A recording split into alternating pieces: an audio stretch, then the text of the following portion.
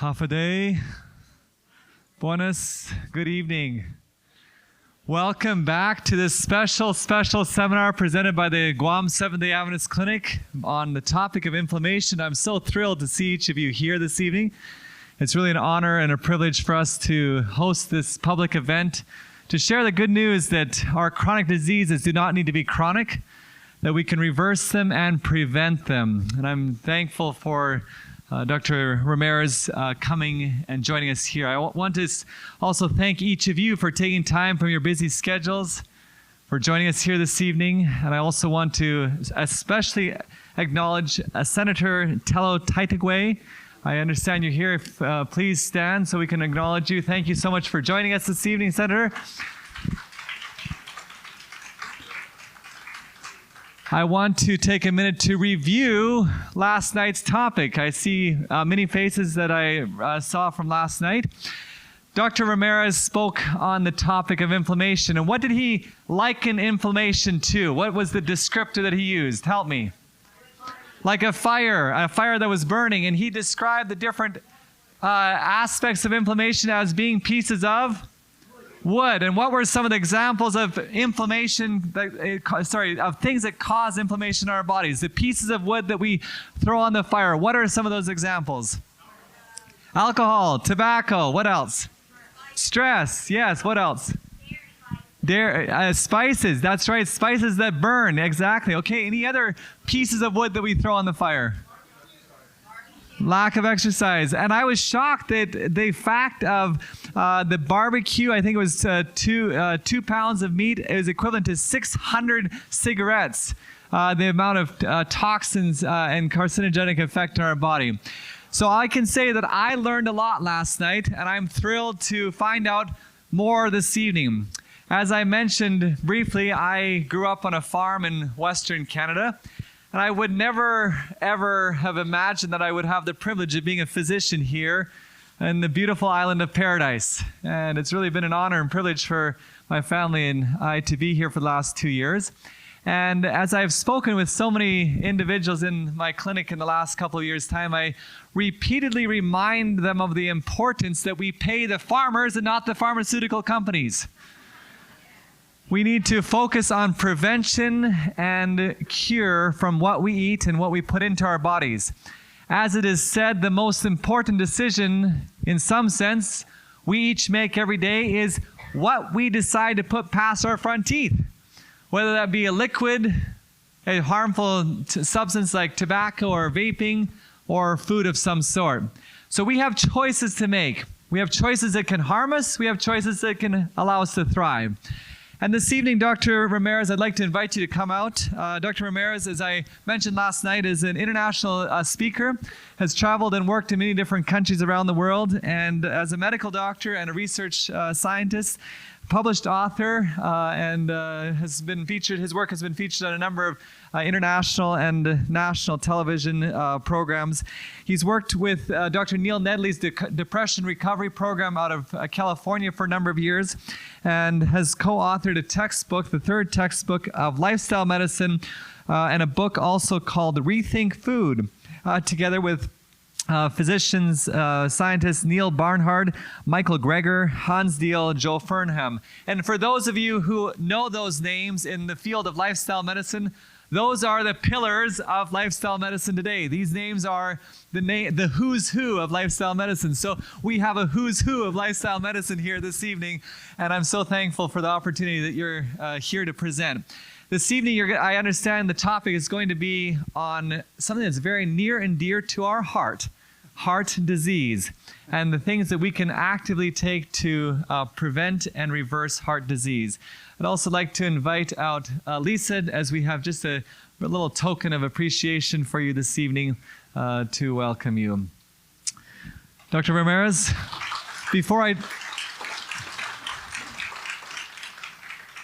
several people asked us last night, are these programs going to be available for viewing at some point? The good news is yes, they are. You can see our IT team from the clinic is here recording. They will be available on YouTube as of Monday. And so you will find links to that on our Facebook page, on our Instagram page, and on YouTube itself. If you search the Guam Seventh-day Adventist Clinic, you'll see the recordings posted there. So we wanted to make reference to that. Please invite your family and friends to join us in reviewing and rewatching these programs. Well, good evening, everybody. You know, a few years ago, I had many invitations to speak around the world. So what I did, I booked all those seminars in just one summer. And in one summer, my family and I went to 20 countries together. But because we were gone for the whole summer, while we were gone, a bear came into our house, broke in, and helped himself to the healthy food that is in our pantry. And you know, there was an old washing machine there. Our neighbor realized that a bear had come in. So she moved that washing machine in front of the hole just to block things, you know, while we got home. And they had to call the trapper to trap that bear, because when a bear enters a house, from now on, he thinks, when he sees a house, he thinks food, you know, so here comes a menace. So they trapped the famous bear. And then a second bear came, moved the washing machine, and finished what the other one didn't finish. They're pretty smart, these creatures. They even opened the fridge and took out the things, and even the maple syrup, you know, he put the paw and was able to drink the thing. I mean, impressive what these animals can do. A reminder, if you are interested in downloading some of those chapters of the book that you just received tonight to share with others, go to this website, healthwise.store.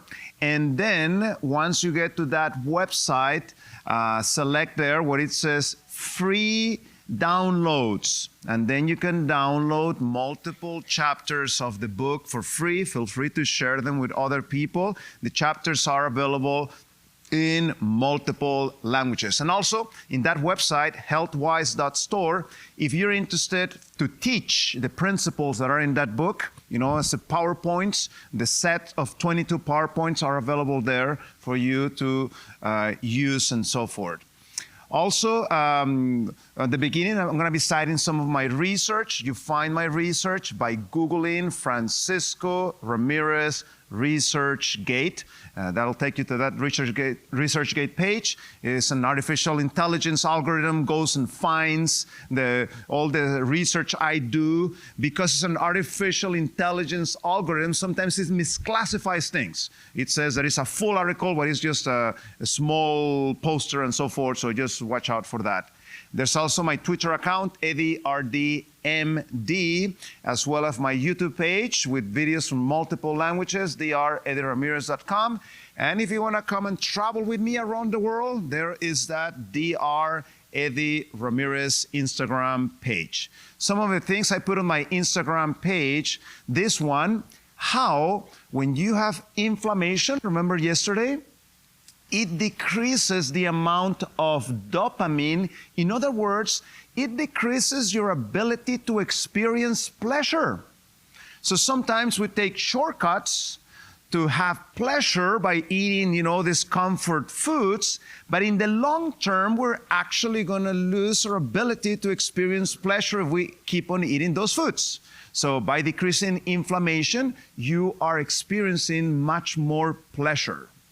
This other one, very interesting study, it was documenting how many of the new pharmaceuticals that come to the market, the ones you see all the time on television and the newspaper and so forth, they're actually not better than the generic counterparts. They have better marketing, you know, to convince you to take these medications. They're much more expensive, but in many instances, there's a generic that does exactly the same job without being so expensive. And this other study, how music brightens up your mind. I'm involved in a depression program, and in this depression program, we use music therapy to help the people recover their mental health. So it's a good idea to stimulate our brains by listening to good music. And this other study, this is good for Guam. How living close to the coast is good for your mental health, And I can assure you of that, Just, spending time there, going to the beach, walking next to the beach, just watching those waves. It has a therapeutical, stress-reducing effect on you. So take advantage of the fact that you live here, and make sure that you add those things to your schedule. Today, I had the opportunity of going scuba diving. It was very nice, very beautiful down there. I really, really enjoyed my time down there. So all those things are in my Twitter account, plus many, many more. All the time I'm putting new things to motivate you to make those right lifestyle choices. Let me start today's presentation with the story of a good friend of mine. Jorge, which is younger than I, he actually just died a few months ago because of a killer by the name of heart disease.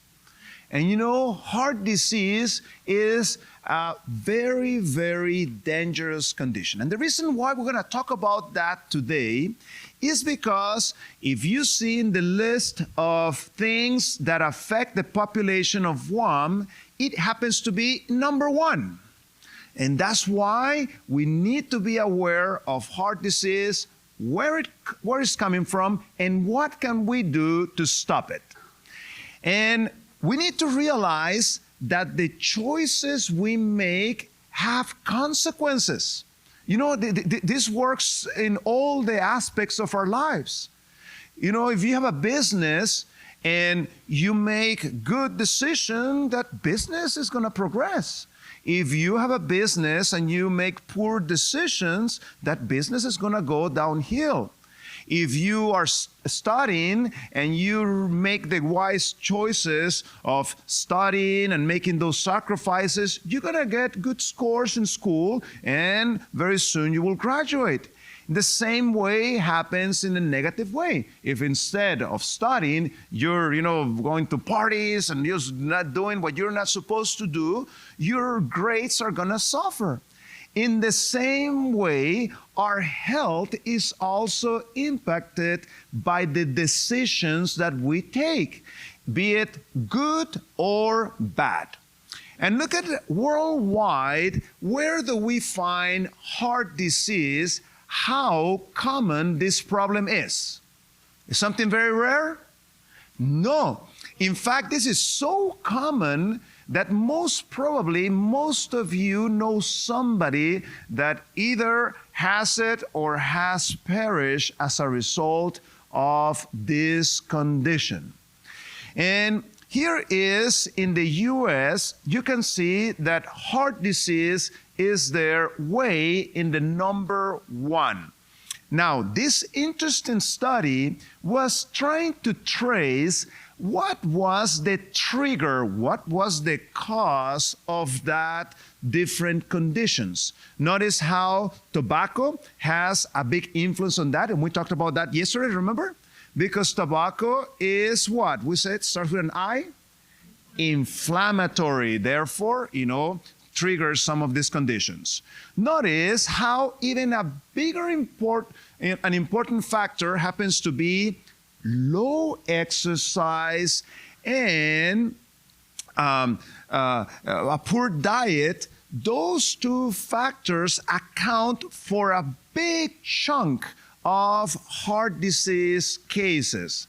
And then finally, alcohol, and then other important aspects of things. So when you start tracing, this is another very good study from the journal JAMA, one of the top journals in medicine. You can see that tobacco, accounts for 18% of the people that die. 18% of that, you can put the blame there on tobacco.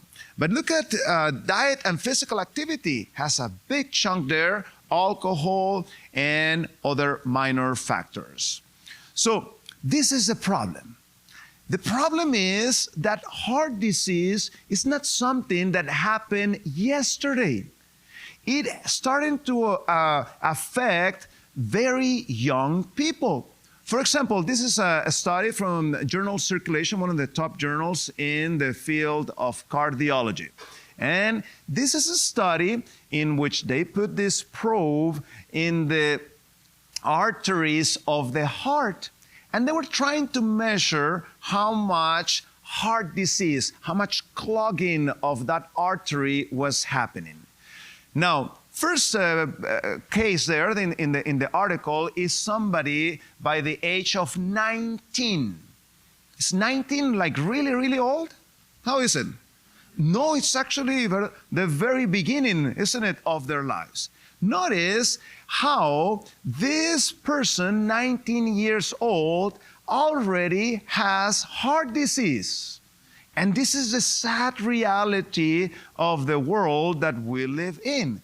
Why does he have heart disease? We're going to try to answer that question today.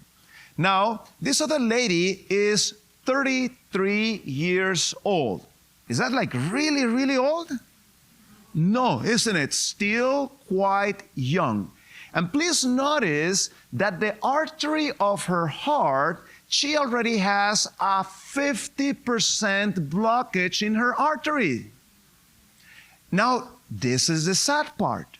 If you were to talk to this lady, you will see that she doesn't have a single symptom of heart disease.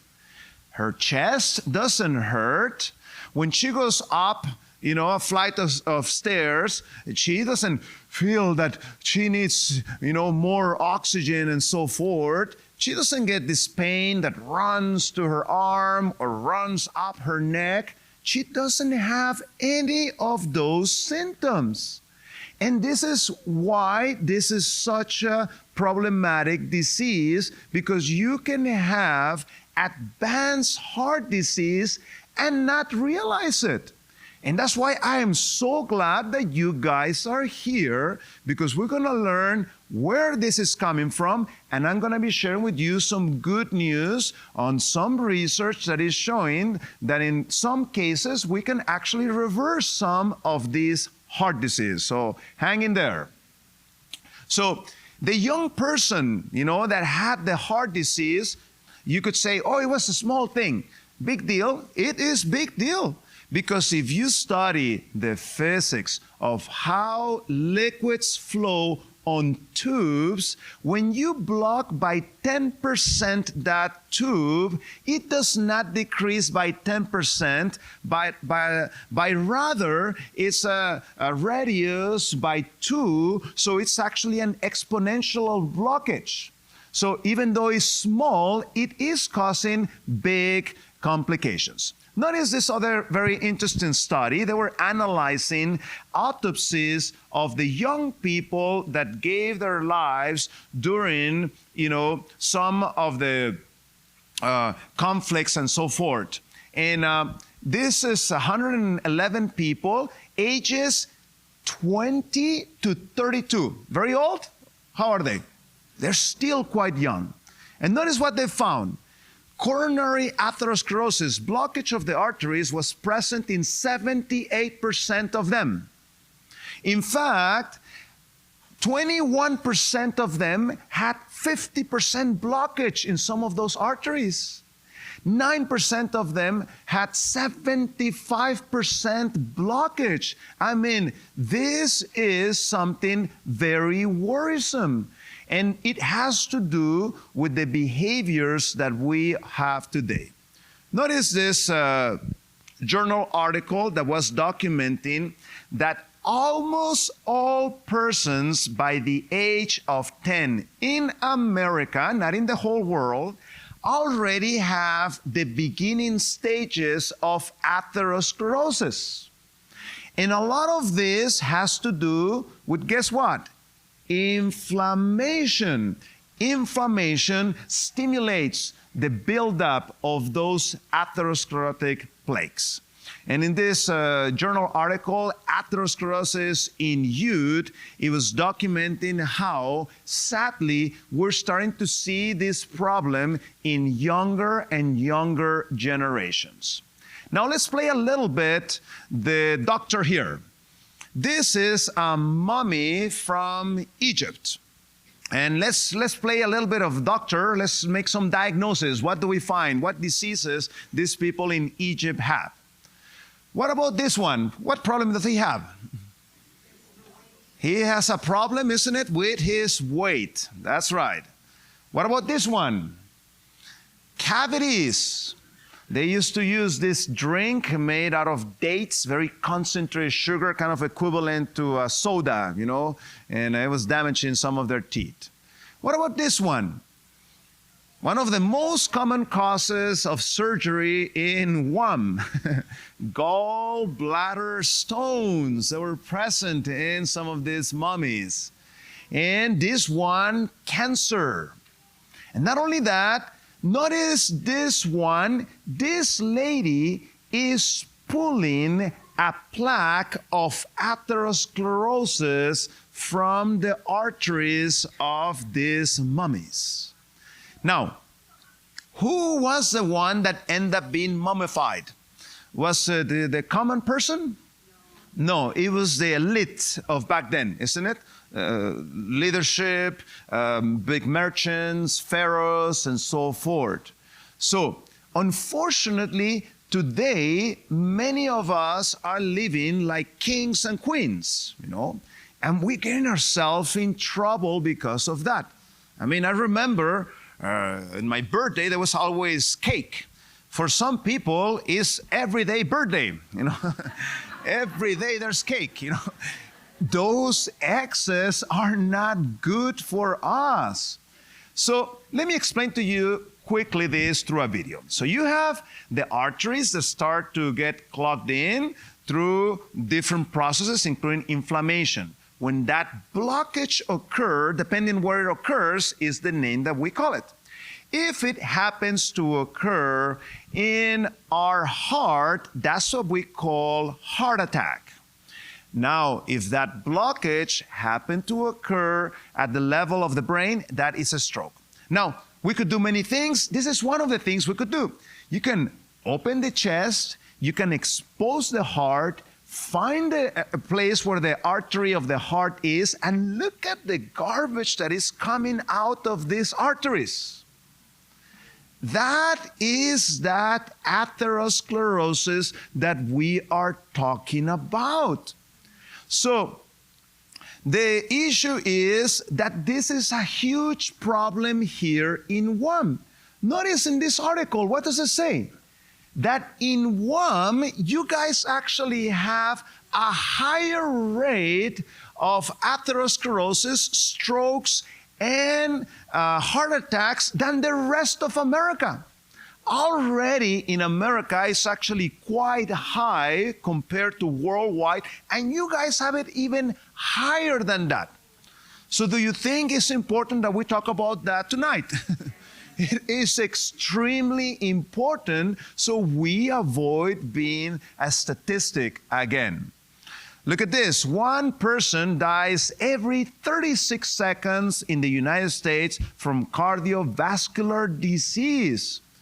And the statistic is about 1 in 4 deaths are directly related to heart disease.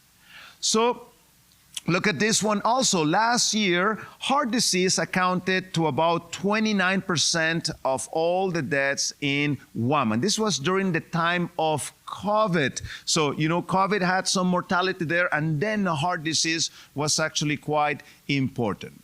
And by the way, learn to recognize, you know, when somebody has a stroke, you know, remember, you know, the facial changes, you know, the arm paralysis, and so forth, speech that starts to become slurry, you call 911 ASAP, because if we can get the person in the hospital, there's many things that we can do when that process is happening. If we wait, the more we wait, the more the brain literally causes damage, that blockage in the brain. And I'm co-authoring this book of lifestyle medicine. The textbook of lifestyle medicine is a thick, type of academic type of book. And in that book, I'm documenting the effect of stress. Stress plays a big part on this because stress causes, what did we say yesterday? Inflammation, and inflammation triggers this. So inflammation affects heart disease in two ways. One, because it affects the artery, stimulating the blockage of it, the creation of that plaque. And number two, once that plaque is there, if inflammation comes, it weakens that plaque, making it easier for that plaque to break. As soon as it breaks, it creates a clot, and that can actually cause the stroke and the heart attack. So watch out for that. Can you do me a favor? Can you move my mouse and do one click?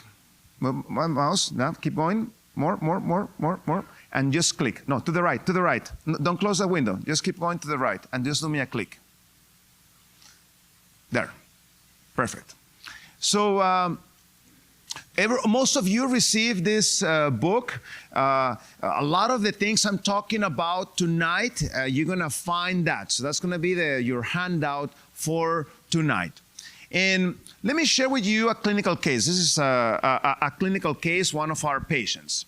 See, one of the issues with heart disease that predisposes also big time is insulin resistance. In fact, somebody that has diabetes has an extremely high possibility of ending up with a stroke or a heart attack. That's why this is so important that we start making changes. So this is a patient of ours. So this patient had a problem with diabetes for many years. He was taking one medication for his diabetes.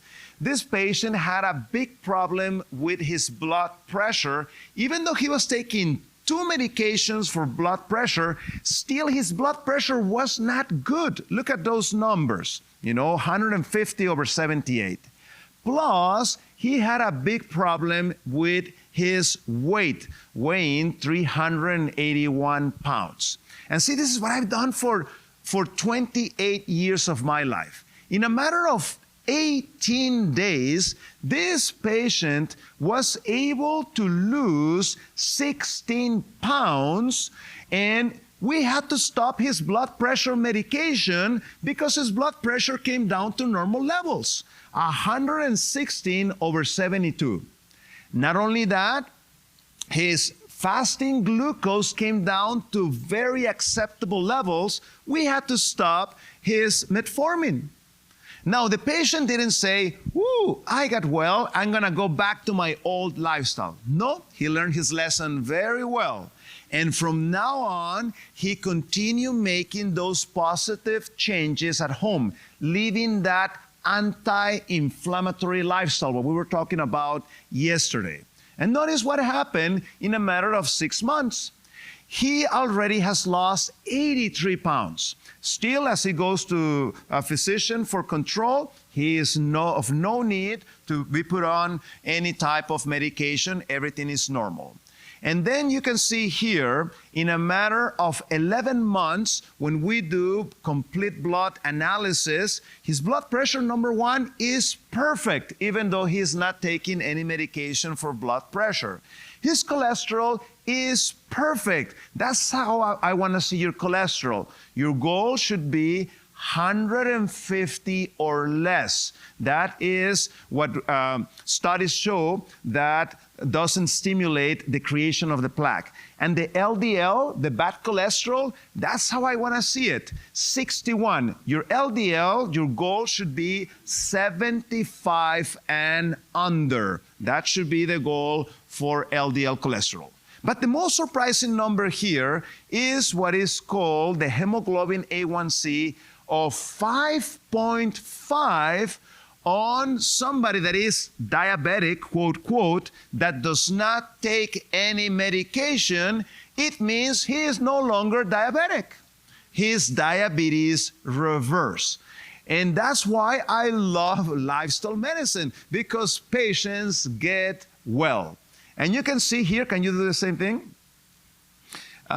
You can see here that after the patient has lost 141 pounds, this patient is no longer hypertensive, no longer diabetic, and he no longer has a problem with his weight. Good news or bad news? Good news, isn't it? And that is what we want you to experience as we make those comprehensive lifestyle choices. And what I'm telling you is no heresy. This is BBC News, you know, one a mainline television and radio station in England, documenting how, it says in this article from the British Medical Journal, how 75% of physicians are not aware that type 2 diabetes is potentially reversible. And 75% of patients also are not aware of that information. So that's why it's so important. Can you give me the click? And what we need to do, we need to understand that our choices have consequences. Let me tell you this short story. So in March 1st, 1954, the US government was testing atomic bombs. And what they did, they chose your neighboring islands here of the Marshall Islands as one of those testing sites. If you can disconnect me from the Wi-Fi, that will solve the problem. So when they did that, they end up creating like houses and things, and then they would destroy them to see, you know, what material support and so forth. But unfortunately, that ended up affecting the people in the Marshall Islands. The radiation ended up affecting some of them. They took the US government to court, and as a result of that court case, they end up, you know, receiving a tremendously huge compensation because of the damages. Now, think that you're in one of those islands there in the Marshall Islands, beautiful paradisiacal type of islands. What are you going to do with so much money? I mean, there's not like malls and places where you can spend your money. So what the people in the Marshall Islands did, they received another bomb, but this time a bomb of food. They started importing all kinds of foods that their ancestors never ate, from spam to junk food and white flour loaded things, fat loaded things, and so forth. And the epidemiology, the disease amount in the island changed tremendously. And from their simple diet that used to consist of fruits, roots, some products from the ocean, now their favorite foods are spam, frozen turkey tails, and junk food. Does it sound familiar, Guam? And did you know that unfortunately, from diabetes to be unknown in those islands, today the Marshall Islands has one of the highest amounts of diabetes in the whole world? Now, what caused the problem? Was it because they had bad luck? Bad choices, isn't it? As we were learning at the beginning, our choices have consequences even if we don't like it. So that's why, America, you don't need to come to America to learn these problems. America is going to your country to teach you these things. And through the movies and fast food industry and so forth, this problem is expanding worldwide. Look at here the report from the U.S. Surgeon General. 2/3 of the deaths in the U.S. are directly related to diet. So, should we make some changes in our diet? Look, this is the interesting phenomenon. There are some people, as they age, their arteries look nice and clean. But at the same time, there are some other people at the same age, their artery is quite diseased. What can we do about it? Where is this coming from? Let's go into the subject. So there's something called the endothelium. If you take an artery, you split it, and you see that the outermost layer is something by the name of the endothelium. This is the part of the artery that starts to get damaged and atherosclerosis starts to take place. In fact, this is so important because you're gonna age at the same rate that your endothelium does.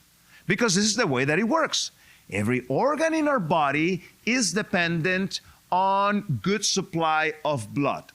See, blood is going to bring nutrients, oxygen, and at the same time, as the blood passes by, it's picking up toxins and different things that needs to go out, through the kidneys and so forth. Now, think about it. If every organ of the body depends on this blood, if the artery that is supposed to supply that nourishment suddenly now is becoming blocked, that's going to mean that my body, my organs are receiving less blood, less oxygen, less nutrition, less ability to remove the toxins, so we end up aging faster than what we should. That's how we get ourselves in trouble. And one of the big culprits of this is going to be something that we're going to be learning tonight by the name of oxidized cholesterol.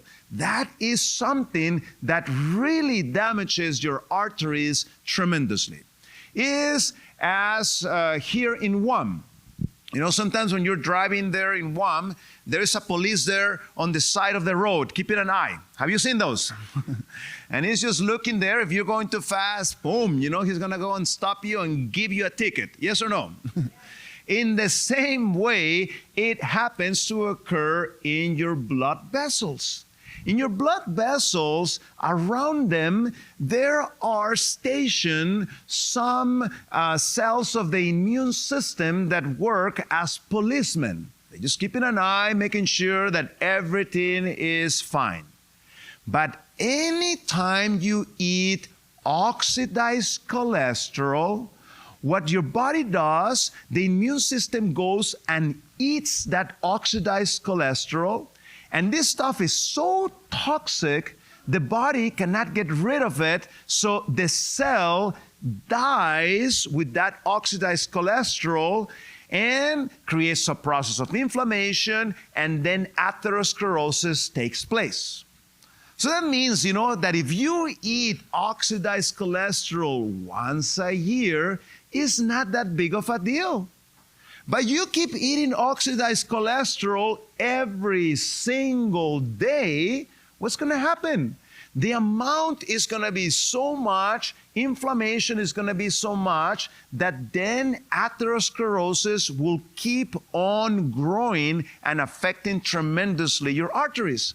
And instead of your arteries being nice and smooth, you create these peaks and valleys throughout all your blood vessels, and you think that's good? No, you even damage the cells as they start bouncing and the circulation does not take place correctly. Now, I am originally from Latin America. Part of me has Native American blood.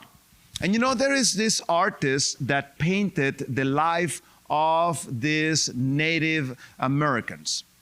And please notice how many of them have a problem with obesity. Anybody want to count how many of them had a problem with obesity? Not a single one of them. But the same story that happened here happened there. A group of boats managed by the Spanish came to those islands. And they brought to Mexico and they brought to Guam things that were not here. Did you know that in Guam there was no cows, there was no goats, there was no lambs, there was no chickens? All those animals were brought by the Spanish. And sadly, that has created a new world, and now with the advent of processed foods, together with these animal products, together with physical inactivity, together with lack of exercise, now we're seeing an increase of the weight of people. And you know, some years ago, I had the privilege of spending 3 months in Tanzania back in the year 2000. We went to an area that was very, very rural. In fact, there was no electricity there. There was no running water there. There was no gas there. Life was very primitive. And to me, this was a glimpse of how our ancestors used to live. Lots of physical activity was required. We went to school to teach children there how to live healthier and so forth. How many children with a problem of weight can you count there? Not a single one of them. And you know, if they didn't have running water, what did they do for the water? They have to carry a bucket for miles and miles to the river, to the lake, to the well, and then bring it back. There was no gas. There was no electricity. How did they cook? You saw them there with their axe, walking kilometers and miles to cut a piece of wood so that they could cook. There's no markets there back then when I was back in that very rural area to buy food. So what did the people eat? You would see them there cultivating the ground day in and day out. And you know, they invited us to eat. This is what they were eating, not because they read the latest health magazine, you know, and they were trying to follow the fashion. No, because this was the food that was available to them. So you can see there in that big pot is a big pot of beans. And then they had some avocado, smashed avocado there, and some tortilla-like things called chapatis. And then they have some little tomato sauce that they added there, and then some tropical fruit that they were eating. That was their meal, you know. It's based on plants. And you would see these people working hard day in and day out. And you know, just to survive, it's hours and hours of exercise they had to do just to live, you know. Now, a patient, I tell him, look, I want you to do 30 to 40 minutes of exercise. And they say, oh, 40 minutes, you know, that would be vacation down there. And, you know, they have their houses, and then they have this big field around them so that they could cultivate all the food that they need to survive. Now, you have the same genes, and then you change the environment, and this is what we end up with. Secondary to those choices that we are making. So, the good news is that the body has mechanisms to start dealing with some of that plaque. And this is a fascinating study. This one was published in the journal Lancet, one of the top journals in the world. And what they did, they were documenting how heart disease, the problem with heart disease is that you can have severe heart disease and you don't have symptoms. Not unless you have about 75, 80% blockage of your artery, that's when the symptoms start to occur. And sadly, once the symptoms start to occur, unfortunately, around the corner comes the heart attack, the stroke, and so forth. That's why you shouldn't wait until you have the symptoms to start making the changes. You need to start ASAP. So the issue is that one of the biggest problems today in America, erectile dysfunction. Erectile dysfunction many times occurs because the pipes, the arteries that go to the male organ start to get clogged in. In fact, somebody that starts with that problem, heart attack is within 2-3 years ahead. Because as things are clogged in down there, it's a reflection of what's happening also at the level of the heart. That's why this is so important. And we know very well, there's many markers that tell us about that, for example, as cholesterol increases, heart disease increases. So where do we get that cholesterol? Beware. This is a nice top 10 list to avoid if you want to have those healthy arteries. So processed foods, processed meats, red meat, chicken, which happens to be the #1 source of cholesterol in America. Butter and margarine, fried foods and fast foods, cheese, pastries and sweets, sugary drinks, and alcohol also is a culprit. All of them have the characteristic of being inflammation-causing foods. So there's this fascinating study that was published a few years ago. Dr. Ornish published this study, and he was comparing two groups. He had two groups of people. One group was following the common counsel. Unfortunately, there's some people that give the wrong type of counsel that consists in the following, and probably you're going to identify this. They tell you, you need to eat white meats. Have you heard of that counsel? You need to eat low-fat dairy. And in this study, they compare this group against another group. Let's start with this group, the one that was following like religiously, very carefully, that diet of white meats and low dairy. What happened if you follow that diet? In this study, it was documenting that only 6% of the people improved their cholesterols by following that diet, while 79% of the people eating that diet, atherosclerosis will continue to progress. In fact, they follow up these people through many years. After 3 years, 41% of the people following that diet had progression of atherosclerosis. After 5 years, 65% of the people. After 7 years, 77% of the people had progression. And after 10 years, 85% of the people continue to progress and make their heart disease worse. Good counsel or bad counsel? It doesn't work, and we'll come to that in a minute. While at the same time, they were comparing that group against this other group. A group, and notice this one, this is important, whose target was to eat 5 milligrams of cholesterol or less per day. That was their goal. 5 milligrams of cholesterol or less per day. If you can do that, this is what's going to happen in you. After 1 year, by doing studies of the heart, it demonstrated that 82% of them was experiencing regression. The atherosclerosis was starting to heal. 14% of them, the atherosclerosis stopped. At least that's good news, isn't it? That things are not getting worse.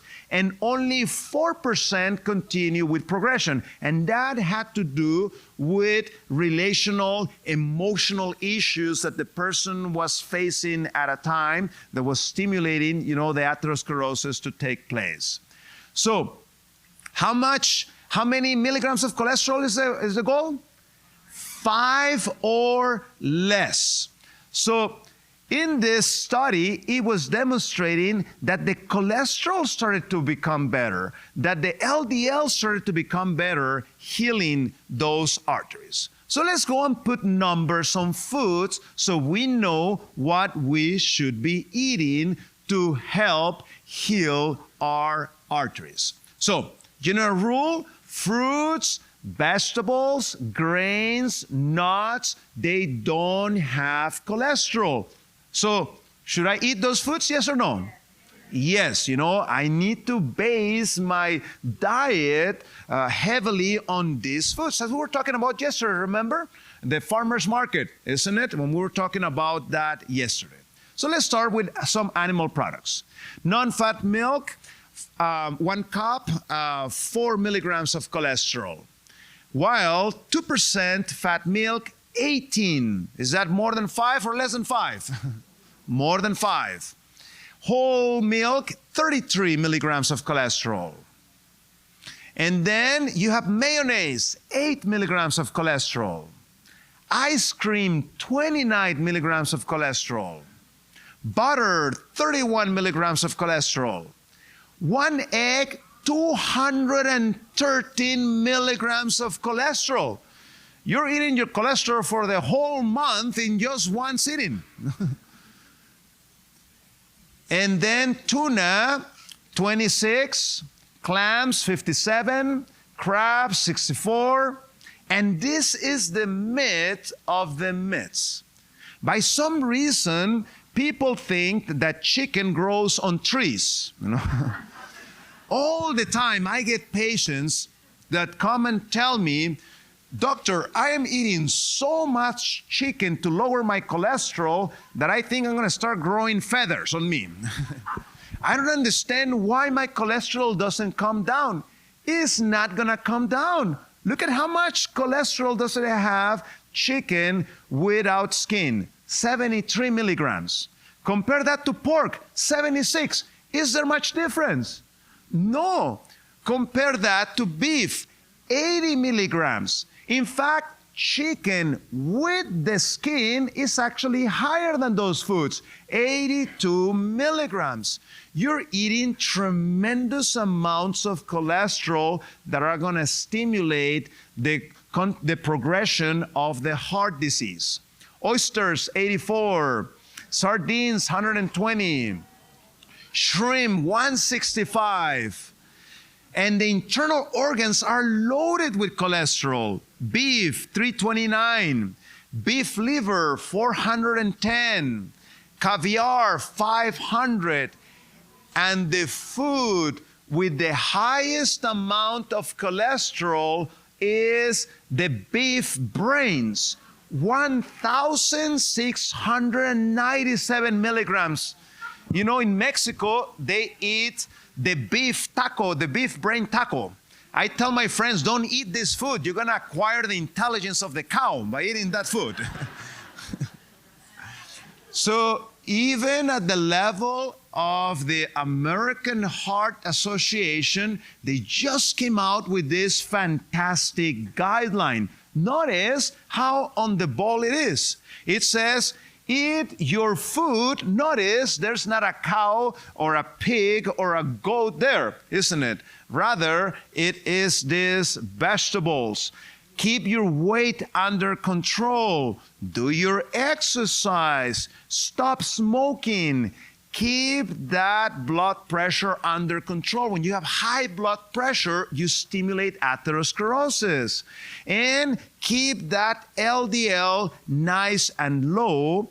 And that fasting glucose, let's keep down as low as possible. Participate on some of those programs to help you control that diabetes ASAP. Did you know that 80% of the cardiac events, says the American Heart Association, can be prevented through education and lifestyle changes? That's why the good news about this as we open our eyes about it. So look at this. Notice how in this study, I'm co-author with him, Dr. S. Steele, in the book Rethink Food. He was demonstrating, notice on A, the artery of the heart is nice and thick and suddenly becomes thin. Can you see that? That is plaque of atherosclerosis, tremendously diseased artery. What pill did he take? No pills. Lifestyle changes. I'm citing the published paper textually. It says there, 32 months on a plant-based diet without cholesterol-lowering medication, showing profound improvement. Notice what happened 60 months later. Tremendous healing that took place in their heart. Among the things that he also does, Dr. S. Steele puts people on a full plant-based diet. No caffeine. Caffeine will stimulate the atherosclerosis. No alcohol because it's also toxic to your arteries. There's another example here on the published paper. In this case, you see where the arrow is. You see the narrowing and then the opening up 60 months after that plant-based diet. Here's another one. You can see the artery is nice and thick and then suddenly becomes thin where the arrow is, and then the healing is taking place 60 months later. Another one here. It's so clogged in that you can see almost disappearing the artery, and then 60 months later opening up quite nicely. And I've done some research about this. This is from our patients demonstrating how that plant-based diet and lifestyle helps improve the lipids, and also our patients are able to do much more exercise by the end. See, they couldn't do so much exercise because of angina and so forth. The arteries start healing. Or this one, this is a big, important study. See, in our program, we put people to do exercise and then we start checking their heart.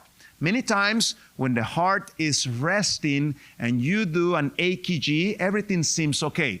But if you put the heart to work, that's many times when the problems start to appear. In this study, we were documenting how those patients that when we put them to do exercise, the EKG told us that there was blockage in that heart. The blood was not nourishing correctly that heart. We call that changes in the ST segment in the EKG. And we're showing here that 70% of those people that had those negative changes, at the end of the 18 days, the changes started to improve. The EKG by the end told us that that heart was improving. So in a matter of weeks, you can start to see some improvement as the heart starts receiving more blood and the healing start to take place. There was something fascinating that took place in Norway. As I mentioned to you, I speak Norwegian because I used to live in Norway. Norway was conquered by the Nazis. And one of the reasons why the Nazis were so interested in conquering Norway is because in Norway there's a lot of farms. So they wanted to take the farms, take all that food and send it to the Nazi soldiers. And what do they do in the farms there? Lots of pigs, lots of cows, lots of goats, lots of chickens. And something fascinating happened in Norway. When the Nazis took away all those animals, the sources of cholesterol, guess what happened? The amount of heart disease in the whole country started decreasing tremendously. Now, what happened in 1945? The war ended, and here comes back the cows, and here come back the chickens, and the goats, and the lambs, and look at the numbers. There is a tremendous increase. By the time they reached the 1970s, Norway had one of the highest amounts of heart disease and strokes in the whole world. Notice what happened when they made that change in diet. Now, remember we talked about oxidized cholesterol, remember? Okay, where do you get oxidized cholesterol? When you expose cholesterol to the air, you oxidize it. Cholesterol without oxidation doesn't cause any harm. We know that very well. For example, interesting fact, who has more cholesterol? The mother's milk or cow's milk? Actually, mother's milk has higher amount of cholesterol, but it doesn't damage the arteries of the baby because it comes straight from the breast, straight to the mouth, no time whatsoever for oxidation, no damage whatsoever to that baby. So that means that if you want, milk without oxidized cholesterol, what do you need to do? You need to hang from there, Now, because of hygiene and so forth, may not be the best idea, okay? So in this study, they took these monkeys and they started giving them different foods to see which foods were damaging the arteries the most. Let's go and see some of the most damaging cholesterol oxidizing foods. Number one, custard mixes. What is a custard mix? Eggs, milk, and sugar. Whenever I mix sugar with eggs or with milk, I oxidize that cholesterol even more. Sadly, this is also the recipe for ice cream, isn't it? Milk and sugar. Next one, pancake mixes, the ones you buy in the box. Why? Because the number one ingredient is powder egg. Think about it. Now, every single particle of the egg, you expose it to the air, oxidizing it. And then you have Parmesan cheese and lard. Those are the most artery damaging foods around. So in closing, from a group of people, we have learned that you can avoid a lot of the heart disease. National Geographic documented this a few years ago by the name of the blue zones. And these are literally pages from the National Geographic. There is this lady that is above 100 and still is driving. How can you do that? Your mind needs to be clear, isn't it? See, when atherosclerosis starts happening to the blood vessels that go to your brain, the brain starts shrinking. You increase your risk of dementia. This lady for sure doesn't have that. She couldn't drive, if she had that process. One of those groups happened to be in the Southern California, in Loma Linda. Another group happens to be in the island of Sardinia in Italy. And another group not too far from here in Okinawa, Japan. So what do Sardinians do? They honor family. They enjoy being with their family. And they have these big meals together in which they talk and laugh together. That's good for us, to spend time with friends and family. They eat these whole grains and they move a lot, lots of exercise. Okinawans have purpose in life. They have something that is called the ikigai, the reason why you wake up in the morning. Why do you wake up in the morning? Are you going to add value to somebody? And they enjoy friendships. They have these groups of friends that are tight and they help themselves in the good times and the bad things. And their diet consists of plants. All these plants, most of them actually plant their own garden and so forth. They enjoy sunlight. Sadly, Okinawa, Japan has the highest rate of obesity in all Japan. So sadly, this blue zone is going to disappear. And the other group are the Seventh-day Adventists. They have the faith factor. You know, faith that helps you heal from emotional problems, relational factors, and gives you hope for the future. There's this surgeon in the magazine. He is in his 80s. He's not the one they're doing surgery on. He's the one doing the surgery. See, in order to have that ability, you need to have very good arteries in your whole body, because if not, your motor abilities would be impaired. And this Seventh-day Adventist is very easy to find birthdays like this. Notice the numbers, you know. Tremendous longevity and healing that takes place as you live that right lifestyle.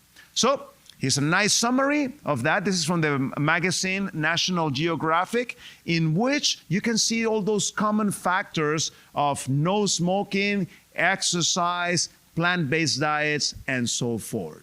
So I want to invite you for our next seminar. It's going to be tomorrow, and it's going to be on Saturday. And tomorrow is going to be at 7 p.m. We're going to be dealing with a fascinating topic, the topic of internal clocks. Every single one of us have clocks. I can even ask you, is there a time of the day when you're hungry? Is there a time of the day when you're not hungry? Is there a time of the day when you're sleepy? Is there a time of the day when you're not sleepy? See, the reason why we have this is because we have clocks inside of us. Let's learn about it and how we can work with those clocks and not against them. If we violate those clocks, we get ourselves in really big trouble, increasing the risk of disease. And then on Saturday at 11 a.m., we're going to talk about a fascinating topic about what is called emerging infectious diseases. There's some nasty diseases that are coming up. We're going to learn where these diseases are coming from and what can we do to avoid being affected by them. It's just a fascinating topic, eye-opener. Bring your neighbors and enjoy of this next upcoming programs. Take advantage because I'm leaving on Saturday evening. So take advantage of the fact that I am still here. So thank you very much for your attention, and I hope to see you in these upcoming events. Thank you, Dr. Ramirez. I also want to take a moment, Dr. Ramirez, before you leave, just to open up for a couple questions. I know we're a little tight on time, but also want to ask if there's any pressing questions here in the audience. I don't know where our other mic is, so we're going to have to share mics. What are your thoughts on plant-based milk? Like, I buy oat ice cream. Is that okay? Oat ice cream made out of oat milk. OAT milk. And no problem at all with oat milk, soy milk, almond milk. This comes from plants. How much cholesterol does it have? Zero. So no damage whatsoever to your arteries. And ice cream, that's right. Ice cream made of this, just watch out. I would put it, see, this is what I tell my patients. Put your food in like the lights of the road.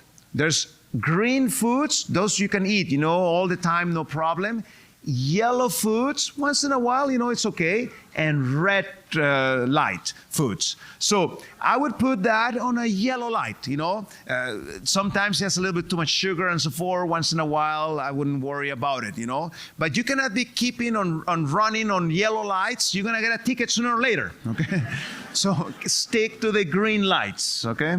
I think the point is that we want to aim for the whole food. If we recognize the food, we can identify what the food is. It's probably the green light food. That's right. So if it's an apple and you know where that apple came from, it's hanging on a tree, it's a green light food. But if it's an apple fritter, it's a maybe a red light or even a yellow light maybe, but most likely a red light. Maybe one other question here before we close this evening. Do you have a question?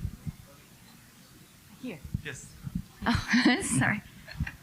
Anyways, Dr. Ramirez, well, it's very common that we all understand that heart disease is hereditary, genetic. Now, is that something that is preventable or, That's right. controlled? That's a very good question. And yeah, we didn't have time to deal with something by the name of epigenetics.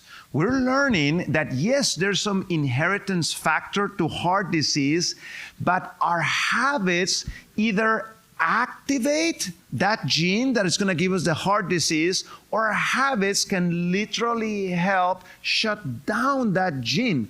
For example, as I told you, I did a genetic testing and I'm a very high risk for diabetes.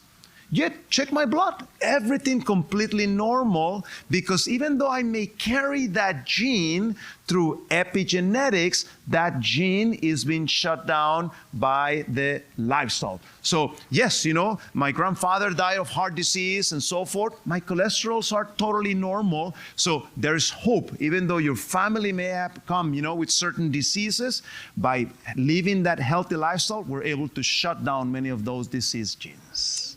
And there is hope. That's what I'm so thankful about, the good news about epigenetics and nutrition. We can change our future. The genes do not define us, but our choices do define us in the future. And I want to also just put a plug in for the wellness programs at the Seventh-day Adventist Clinic here. Some of you may have had the opportunity to go through and experience the wellness programs of the clinic. We have a number of programs that even maybe better news for your pocketbook is that most of them are covered by your insurances also. So please call the clinic or visit our website to find out more about how you can go through the intensive programs at the clinic to reverse these diseases, because there is hope. You don't have to live with chronic disease. You can reverse it, and you can live a normal, healthy life without any future problems. Pastor, we'll let you finish it up. Oh, sorry, just one more quick announcement regarding the program for tomorrow evening at 7:15. For those of you who are able to make it, the address will be on the screen. The address will also be on your little bookmarks in your goodie bags. Yes. And for those who are not able to make it in person, a live stream link will also be given. So go to the Guam SDA Clinic website tomorrow, and they're going to put up a link to the live stream. So go to AdventistClinic.com. That's AdventistClinic.com, and look for the live stream that they'll be posting up tomorrow, if you're not able to make it Friday night and Saturday morning at 11:30. Those that will be able to make it Saturday morning at 11:30, we're going to have also a light vegetarian cuisine for those who may want to sample healthy eating. And the theme will be Asian, which will be pretty good. So thank you all so much for coming. And with that, let's have a word of prayer together. Let's pray. Our dear, loving, gracious Heavenly Father, we thank you for the wonderful information that we have learned here tonight about the human body and how we can keep it clean and keep the blood flowing well. And Father, we pray tonight also for the life to flow well through us as we connect to you. We pray, Father, that you be with us and give us traveling mercies as we make our way home. And, oh Lord, we ask your blessings upon every family here, and every child, and every mother and father, and every family represented. Bless us, Father, we ask and pray and thank you. In Jesus' name, amen. God bless you and have a good night. Yeah, thank you.